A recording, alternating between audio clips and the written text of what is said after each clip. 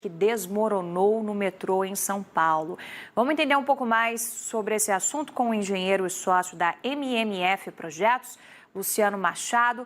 Luciano, boa tarde, bem-vindo aqui ao Band News. Ajuda a gente a entender o que pode ter provocado essas imagens impressionantes que a gente vai colocar logo mais aqui no vídeo para todo mundo acompanhar o tamanho do estrago que foi.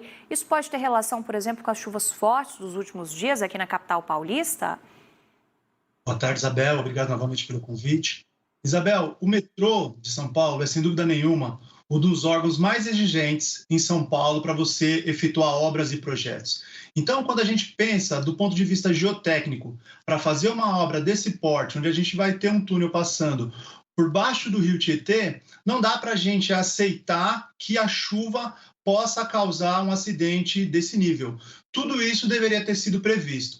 Conforme já foi dito oficialmente aí pela empresa, que é a empresa que está executando as obras, que vai administrar o metrô, o problema foi um rompimento de uma adutora da Sabesp. Então, quando você faz um projeto desse tipo, você, além de investigar o tipo de solo e todas as interferências que você tem na região, e aquela é uma região onde você tem uma porção de interferências, você já sabe o que você vai enfrentar, qual é o tipo de risco que você vai enfrentar. Então, é óbvio que aconteceu algum imprevisto, né? Isso não era o previsto, não era o que era para ter acontecido, mas a gente também não pode, eu não concordo em colocar na conta das chuvas. A gente não pode dizer que foi um problema da chuva. A gente sabe, é sabido em São Paulo, que se chove muito nos meses de janeiro, fevereiro e março. Então, a chuva é sim um desafio que tem que ser superado, mas que não pode ser tomada como motivo para ter esse acidente.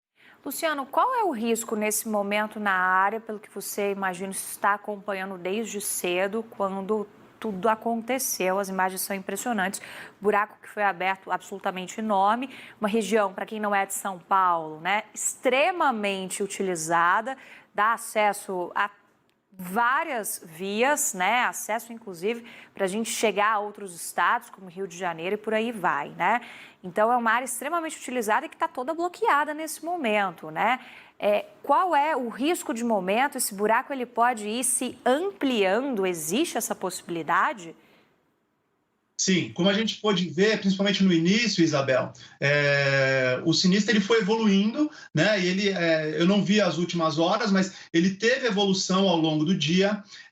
Você disse muito bem, né? A marginal foi bloqueada, uma das principais vias de São Paulo, né? Se não a principal, que está bloqueada. Quando a gente para pensar o quão mais grave poderia ter sido esse acidente em termos de ter perdido vidas de trabalhadores que poderiam ter ficado presos dentro do túnel, poderiam ter sido soterrados ou até mesmo morrer afogados, a gente tem que entender que existe todo um aparato, toda uma instrumentação, são instrumentos que são colocados ao longo da obra, e o metrô, volta a dizer, é extremamente exigente em relação a isso, que trazem alertas e que pode demonstrar que algum problema está acontecendo, que está acontecendo algum tipo de sinistro, que o solo pode estar aí tendo algum comprometimento, o que faz que gerem alertas e seja possível preservar as vidas. O que a gente vê aí, que o maior risco hoje, sem dúvida nenhuma, é o risco em relação à marginal. Quando a gente olha para o poço, a gente consegue identificar aí que parece que a estrutura do poço ela está íntegra, né? Órgãos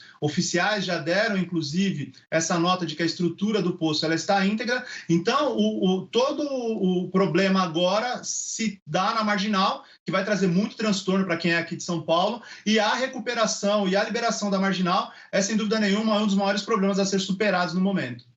Como fazer para tirar toda essa água aí que acabou invadindo essa tubulação? Conforme foi dito pelos órgãos oficiais, como é uma rede de esgoto da Sabesp, a Sabesp tem como fazer aí, e já foi feito, né? Você faz a interrupção dessa rede, e aí você tem que tirar agora, você vai ter que drenar toda essa água, todo esse esgoto que entrou aí dentro do poço, que está aí dentro do túnel, para que depois possa ser retomada as obras do metrô. A gente está falando de algo que não é rápido, a gente vai ter aí, sem dúvida nenhuma, um tempo bem significativo de transtornos na região, de transtorno para o paulistano, não tem jeito, aí é obra que não se faz em dias, a gente está falando aí de meses, né? Só para poder estabilizar os problemas e poder fazer a recuperação das marginais e liberação das marginais. A expectativa é que é uma obra da linha laranja do metrô, né? E a expectativa é que ela pudesse ser concluída no ano de 2026. O impacto nesse nível que a gente está vendo pelas imagens pode retardar esse prazo em até quanto tempo, hein, Luciano? Olha, Isabel, qualquer coisa que eu fale em relação a prazo aqui é especulação. Primeiro, a gente tem que entender o que foi que aconteceu, por qual motivo essa adutora se rompeu. Com certeza, sabia-se que ela estava ali, que ela estava naquele local. Então, existiu algum imprevisto? Qual é esse imprevisto? Existe risco de mais sinistros, né? Então, assim, falar que essa obra vai atrasar em X tempo, eu acho que é prematuro nesse momento. Eu acho que é possível, sim, diante da frente de obra, ter uma recuperação no prazo que vai se perder aí, e eu estou falando de meses, né? Então, eu acho que é possível manter o mesmo ano. É possível manter o mesmo ano, sim, mas é especulação. Não dá para falar isso agora, antes de ter oficialmente a resposta do que aconteceu, do que pode estar acontecendo.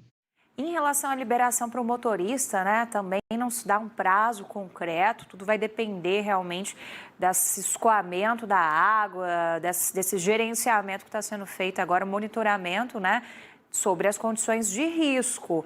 Mas há alguma possibilidade de, uma vez se verificando que a estrutura, e aí você me corrija, por favor, está se reacomodando e chegando perto ali a uma posição que seja um pouco mais de solidez, parte da via, pelo menos, possa ser liberada?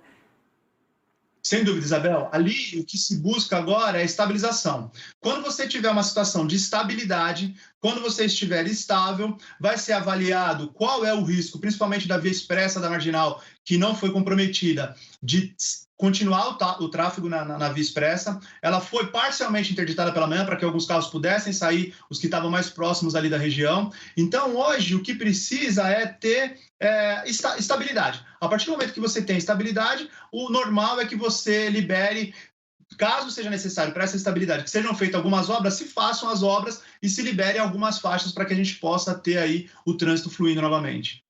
A partir de que momento e quais são os fatores que são levados em consideração neste momento para se chegar a essa conclusão que é muito aguardada, principalmente para os motoristas que utilizam as pistas da Marginal Tietê, das mais importantes aqui da capital paulista, dão acesso a boa parte da cidade, dão acesso a rodovias que vão para outros estados também.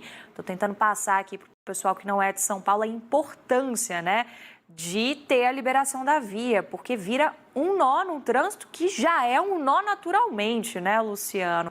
O que tipo de critério técnico é levado em consideração, resumindo a minha pergunta, para que realmente se dê essa liberação com total segurança e, claro, pensando também quem está trabalhando nessa obra, porque é um verdadeiro milagre a gente ver essas imagens e pensar que ainda bem, não perdemos vidas com isso, deu tempo das pessoas saírem, né? Isabel, a gente precisa falar que uma obra como essa, ela prevê uma série de fatores de risco, né? E o que você está me perguntando é assim, quando a gente não terá mais risco para poder voltar o fluxo normal do trânsito?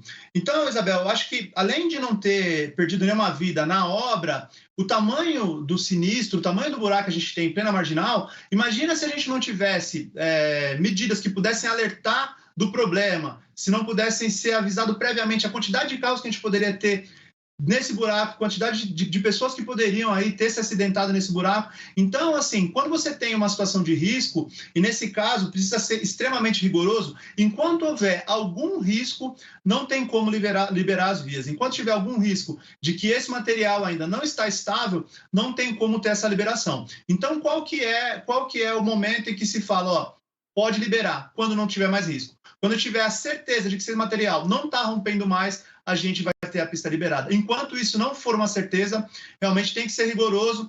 Como se for rigoroso aí, poderíamos ter uma tragédia muito maior, não se perdeu nenhuma vida, né, que é o que é mais importante. Então, eu acho que tem que se manter esse rigor. Só será liberada a pista quando o risco for zero. Luciano Machado, engenheiro civil, ajudando a gente a entender os impactos de tudo isso, né? São imagens impressionantes, estão impressionando o Brasil inteiro, impressionando quem passa todos os dias por esse caminho, mas o que fica realmente, né, de agradecimento geral é pensar que nenhuma vida foi perdida, ainda bem. Muito obrigada, Luciano. Até uma próxima. Boa tarde para você. Obrigado, Isabel. Estou sempre à disposição. Obrigado pelo convite. Obrigada.